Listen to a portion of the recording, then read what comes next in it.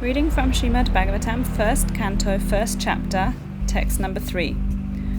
O expert and thoughtful men, relish Srimad Bhagavatam, the mature fruit of the desire tree of Vedic literatures. It emanated from the lips of Sri Shukadev Goswami. Therefore, this fruit has become even more tasteful, although its nectarian juice was already relishable for all, including liberated souls. So this is Srila Vyasadeva speaking, this verse. And now we'll hear from Srila Prabhupada in the purport. Srimad Bhagavatam is compared to the ripened fruit of all Vedic literatures. It's also described as the cream of all Vedic knowledge. And patient and submissive hearing is essential when reading Srimad Bhagavatam. With great respect and attention, one should receive the message and lessons imparted by Srimad Bhagavatam. Srimad Bhagavatam was brought from the spiritual world by Narada Muni and given to his disciple Srila Vyasadeva. Srila Vyasadeva delivered the message to his son, Shukadev Goswami. Shuka means parrot.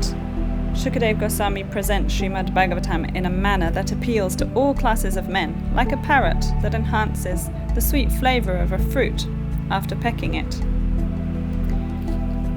Then Srila Shukadev Goswami delivered the message to Maharaj Parikshit just 7 days before the king's death.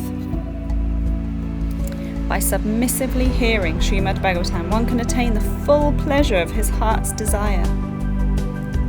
Srila Shukadev Goswami was a liberated soul, even while he was in the womb of his mother.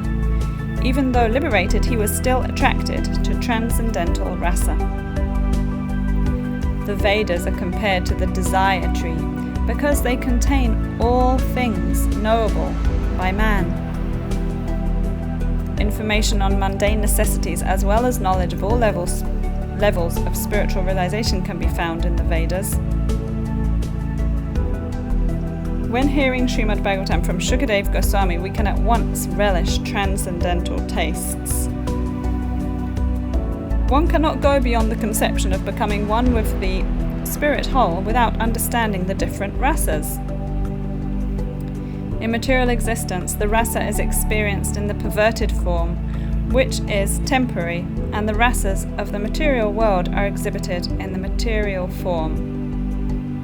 We all have a constitutional position endowed with a particular type of rasa to be exchanged with the Supreme Lord.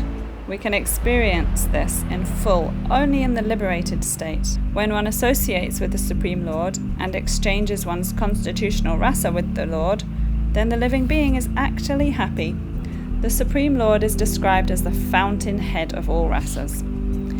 The spiritual living being experiences rasas fully in spiritual existence with the Supreme Lord.